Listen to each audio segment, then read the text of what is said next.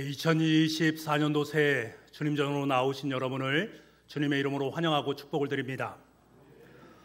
레디컬이란 책을 쓴 데이비드 플랫 목사님이 한 번은 인도네시아 불교 사원에서 불교 승려와 이슬람 종교 지도자와 함께 종교 간의 대화를 나눈 적이 있습니다. 이때 불교 승려와 무슬림 지도자들은 종교는 근본적으로 같은 것이다 라고 말하면서 종교 행위나 교리적 차이가 조금 있을 뿐이다 라고 말을 합니다. 이 말을 옆에 듣고 있던 플랫 목사님은 그들에게 묻습니다. 두 분의 말씀을 요약해보면 산 정상에 하나님이 계시는데 그 하나님께 다다른 길이 불교나 이슬람교나 기독교가 다를 뿐이다 라고 말씀하는 거지요 라고 말합니다. 그 말에 그들은 방긋 웃으면서 맞습니다, 바로 그 말입니다 라고 말을 하는 것입니다. 그때 플랫 목사님은 정색을 하면서 그들에게 이렇게 말합니다. 그러면 한 가지 질문이 있습니다. 산 꼭대기에 계시던 그 하나님이 지금 우리 이곳에 내려오신다면 어떠하겠습니까? 인간들은 저마다 길을 찾아서 하나님께로 나아가는데 산을 꼭대기로 올라가는데 그 하나님께서 지금 이곳으로 내려오신다면 어찌하시겠습니까? 라고 물었습니다. 둘은 잠시 생각하더니 이구동성으로 말합니다. 그렇다면 참으로 놀란 일이지요. 그때 플랫 목사님은 그들에게 그 놀라운 일을 제가 여러분께 소개해 드리겠습니다. 예수님이 바로 그러신 분입니다 라고 얘기했습니다. 여러분, 이것이 복음입니다. 종교는 사람이 하나님을 찾아 떠나는 여행입니다. 하지만 복음은 산 정상에 계신 하나님께서 우리의 삶 속으로 내려오시는 것입니다. 이 복음으로 말미암아 우리는 하나님의 자녀가 되었고 예수 그리스도를 믿음으로 고백할 수 있게 되었습니다. 저와 여러분의 인생 속에 가장 큰 기적의 역사가 무엇입니까? 예수 그리스도께서 내 마음으로 내려오셨다. 나는 그분을 영접하고 그분과 함께 영원한 삶을 살아 누린다. 이보다 더 값진 기적의 역사가 없다라는 사실입니다. 예수님께서는 이렇게 고백하는 저와 여러분에게 참으로 위대한 약속을 해 주십니다. 저와 여러분이 이 약속 앞에 선 존재임을 기억해야 됩니다. 요한복음 14장 12절부터 14절 말씀인데요. 내가 진실로 진실로 너에게 이르노니 나를 믿는 자는 내가 하는 일을 그도 할 것이요 또한 그보다 큰 일도 하리니 이는 내가 아버지께로 감이라. 너희가 내 이름으로 무엇을 구하든지 내가 행하리니 이는 아버지로 하여금 아들로 말미암아 영광을 받으시게 하려 함이라. 내 이름으로 무엇이든지 내게 구하면 내가 행하리라. 나를 믿는 자는, 예수 그리스도를 영접하고 믿음의 삶을 살아가는 그 사람은 예수님께서 하신 일보다 더 큰 일을 행할 수 있다라는 약속의 말씀입니다. 예수님의 이름으로 무엇인지 구하면 그것을 너의 삶 속에 행할 수 있도록 만들어 줄 뿐만 아니라 그것을 통해서 하나님께 영광을 받으신다라는 약속의 말씀입니다. 여러분, 어떻게 이것이 가능합니까? 예수님께서, 살아계신 예수님께서 우리와 함께 하시기 때문에 그렇습니다. 성령 하나님께서 우리 안에 거하시기 때문에 그렇습니다. 예수님께서 함께 하시면서 우리에게 그것을 행할 수 있도록 성령님께서 능력을 허락해 주시기 때문에 그렇습니다. 예수님께서 모든 공생의 활동을 마치시고 난 후에 저와 여러분에게 위대한 선언을 하십니다. 그 선언의 말씀이 마태복음 28장 18절과 20절 말씀인데요. 예수께서 나와 말씀하여 이르시되 하늘과 땅의 모든 권세를 내게 주었으니 내가 너에게 분부한 모든 것을 가르쳐 지키게 하라. 볼지어다 내가 세상 끝날까지 너희와 항상 함께 있으리라. 우리가 예수 그리스도보다 더 큰 일을 행할 수 있는 것은 그 이유가 있다라는 거예요. 왜? 하늘의 권세와 땅의 권세를 너에게 주었다. 너에게는 하늘의 권세와 땅의 권세가 있기 때문에 예수 그리스도와 함께 예수 그리스도보다 더 위대한 역사를 써내려갈 수 있다라고 우리에게 말씀하십니다. 하늘의 권세와 땅의 권세, 하나님이 주시는 능력입니다. 성령 하나님의 능력입니다. 여러분, 우리가 이 사실을 분명히 깨닫는다면 우린 이미 기적의 주인공인 동시에 기적의 한복판에 서 있는 존재다라는 사실을 잊지 말아야 됩니다. 우린 대단한 사람들입니다. 하나님께서 명령하신 권세를 소유한 존재들입니다. 이 권세를 땅 위에서 정말 세상 사람들에게 아름답게 나누는 존재임을 잊지 마시기 바랍니다. 이것이 여러분의 삶 속에 믿어지는 역사가 있기를 원합니다. 오늘은 2024년을 새롭게 시작하는 신년 감사 주일입니다. 하나님께서는 저와 여러분에게 한 번도 살아보지 않은 2024년도를 허락해 주셨습니다. 2024년도는 저와 여러분에게 대단히 중요한 해입니다. 왜냐하면 우리 교회가 40주년이 되는 해이기 때문에 그렇습니다. 창립한 지 40년이 지났습니다. 하나님께서는 우리 교회 속에 은혜의 40년, 소망의 40년의 해라는 것을 선포해 주시고 기쁨과 성령이 충만하니라, 오늘 본문의 말씀을 올해의 표로 정하셨습니다. 저는 오늘 본문이 담겨있는 바울과 바나바의 1차 전도행을 통해서 예수님께서 말씀하신 나보다 너희들이 큰 일을 행할 것이야 라고 말씀하신 것이 어떻게 이루어졌는가, 바울과 바나바를 통해서 어떻게 하나님의 큰 일을 행하고 있는가라는 사실을 발견할 수 있게 되었습니다. 이들이 성령님과 동행하면서 하나님께서 허락하신 땅의 권세와 하늘의 권세를 통해서 그로 말미암아 그들의 사역이 얼마나 아름다운 열매를 맺고 있는가 하는 것을 우리가 발견하게 됩니다. 바울은 바나바와 함께 1차 전도 여행을 떠나는 중에 있습니다. 그들은 비시디아 안디옥에 이르렀습니다. 비시디아 안디옥은 광대한 갈라디아 주 남반부의 정치와 군사의 요충지였습니다. 여기에는 유대인 인구들이 참 많았는데요, 요세푸스라는 사람이 주전 210년경에 이곳에는 기독교인의 가정이 약 2,000 가정이 있을 것이다, 그로 말미암아서 여러 회당이 그곳에 있다라는 사실을 밝히고 있습니다. 그래서 바울 일행은 관행대로 첫 안식일을 맞이해서 회당을 찾아가서 예배를 드리게 됩니다. 그런데 예배의 인도를 책임진 회당장이 이들에게 보내서 권할 말을 부탁합니다. 다시 말하면 설교 말씀을 부탁을 한 것입니다.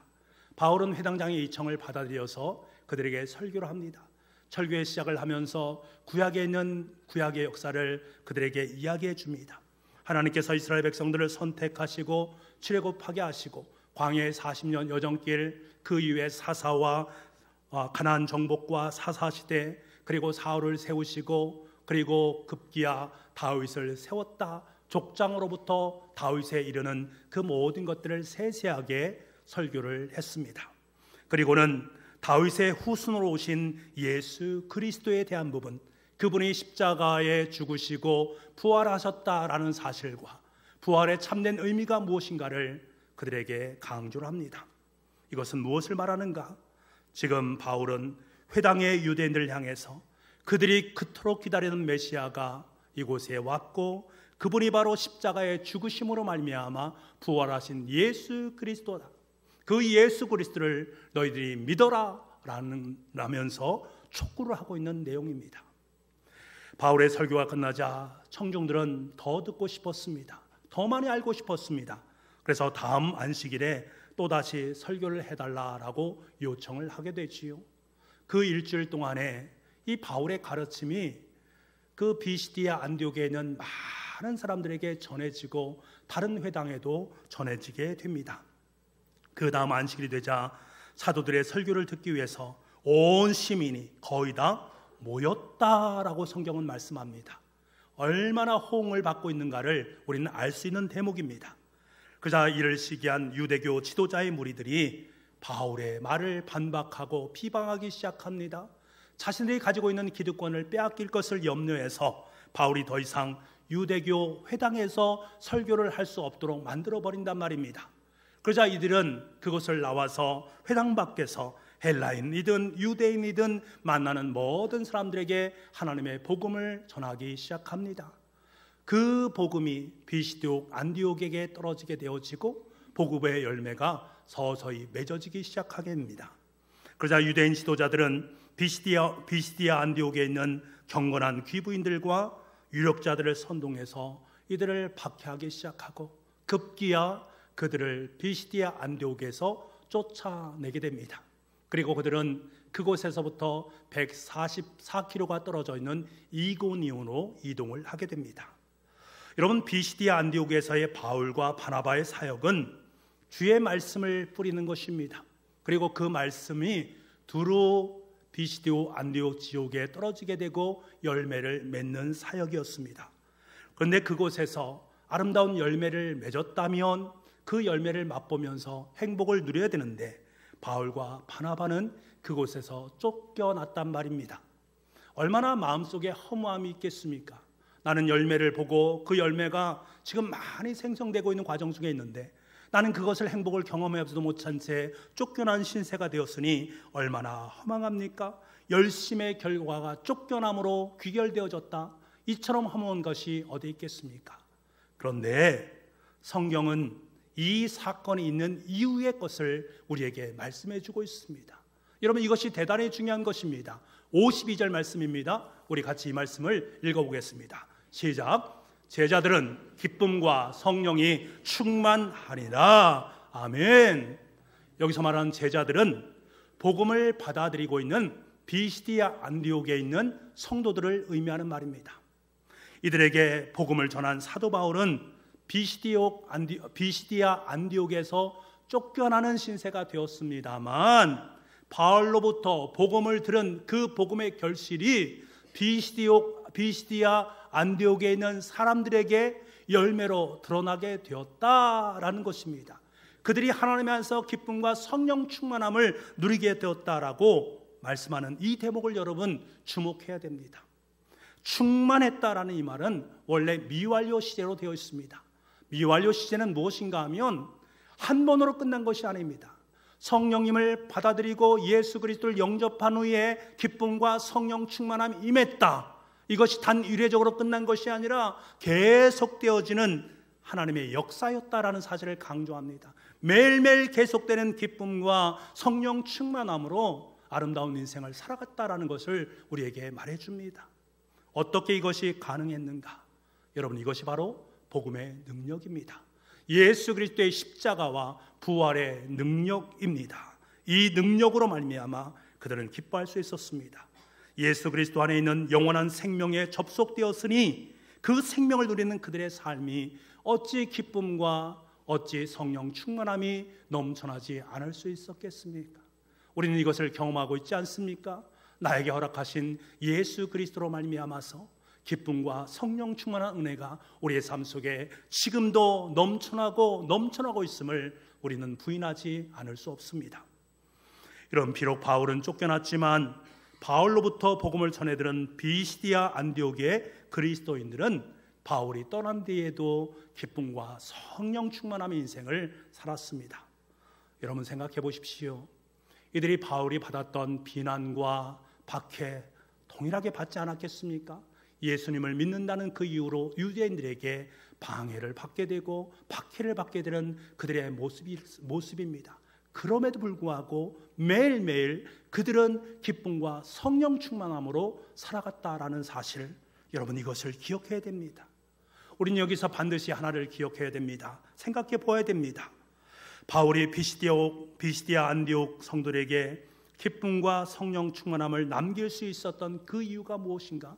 먼저 바울의 마음속에 하나님에 대한 기쁨과 성령 충만함이 넘쳐났기 때문에 그렇습니다. 이 기쁨과 성령 충만함이 흘러감으로 말미암아 타자에게 영향을 주었다라는 사실입니다. 바울은 로마서 15장 13절 말씀에 뭐라고 말씀하는지 아십니까? 소망의 하나님이 모든 기쁨과 평강을 믿음 안에서 너희에게 충만하게 하사 성령의 능력으로 소망이 넘치게 하시기를 원하노라 라고 말하고 있습니다.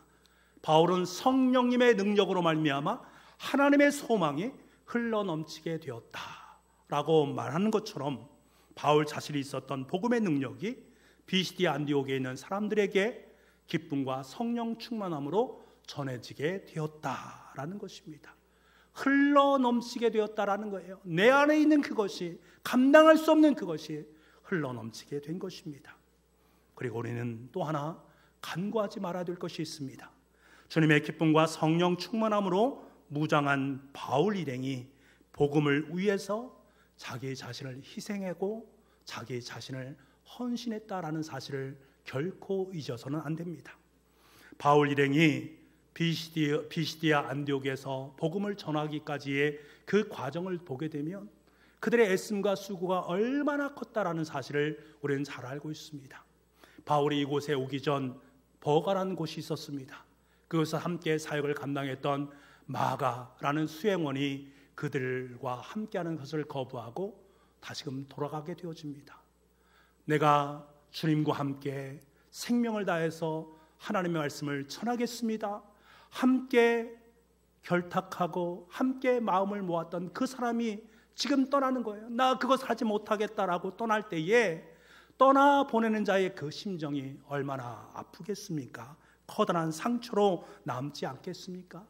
설상가상으로 이곳에서 사도 바울은 풍토병에 걸리게 됩니다.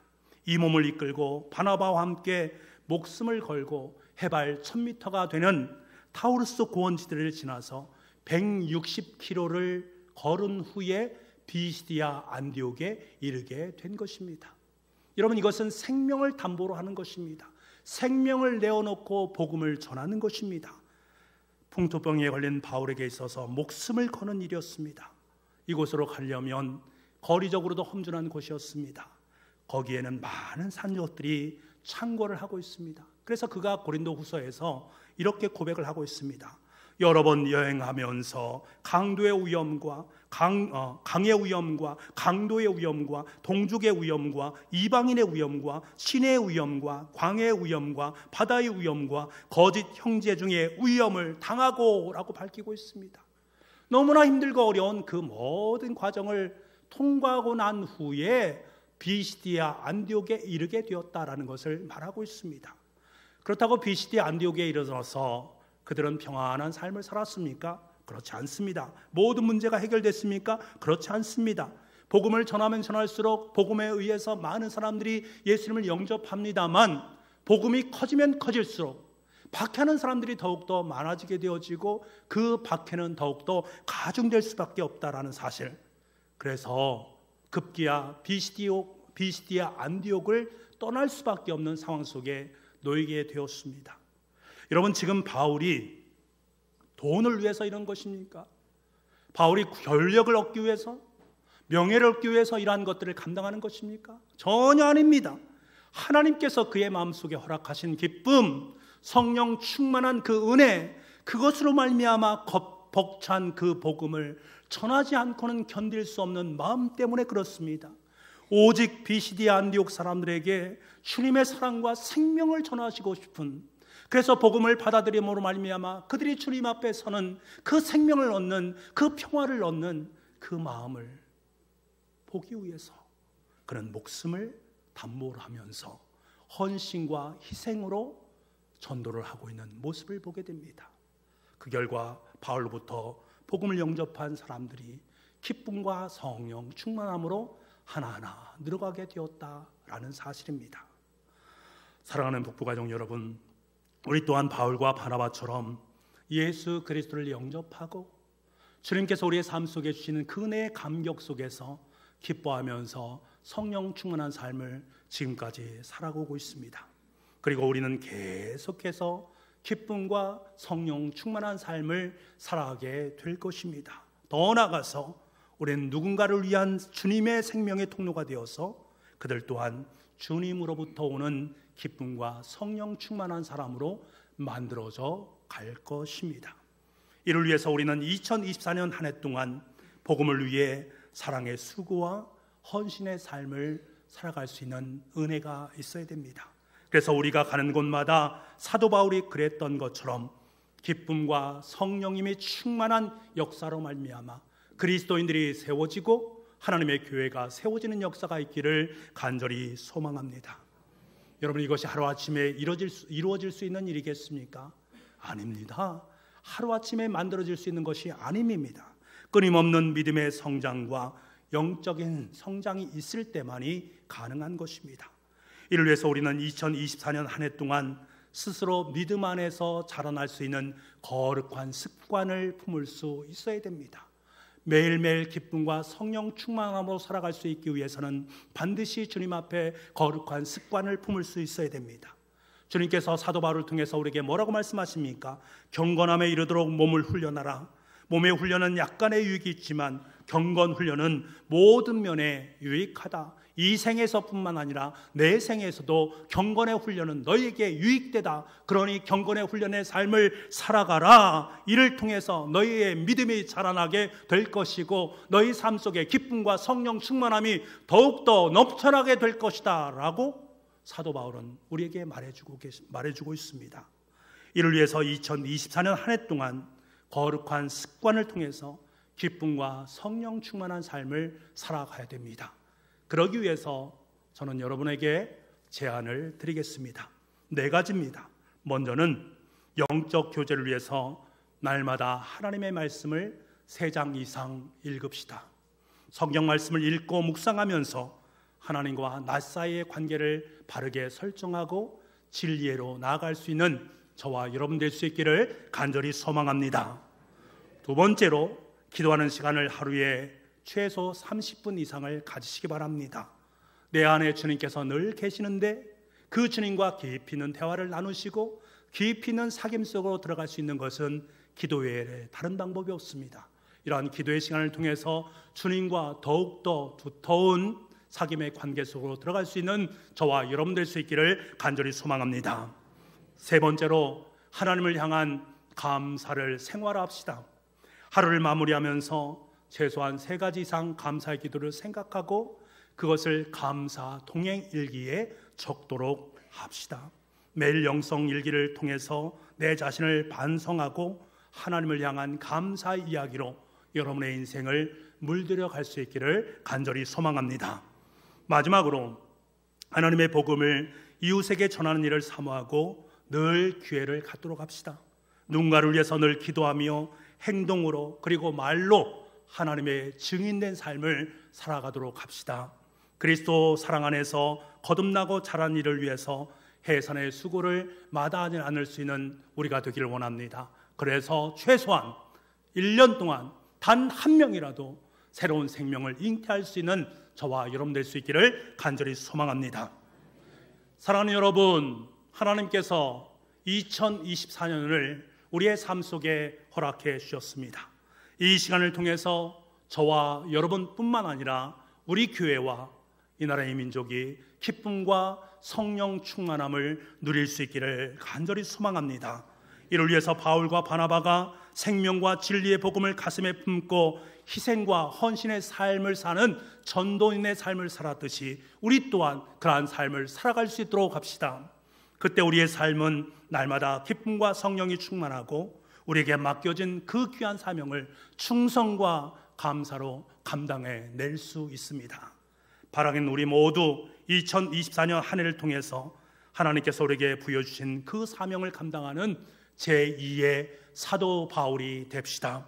그래서 제2의 사도 바울이 된 우리와 함께 모여서 우리 교회 속에 하나님의 기쁨과 감동이 넘쳐나고 이 어두운 세상을 밝히고 하나님의 영광을 세상 속에 드러낼 수 있는, 그래서 세상이 좀 더 하나님의 나라로 확장되어지고 따스해질 수 있는 복된 은혜가 있기를 간절히 소망합니다.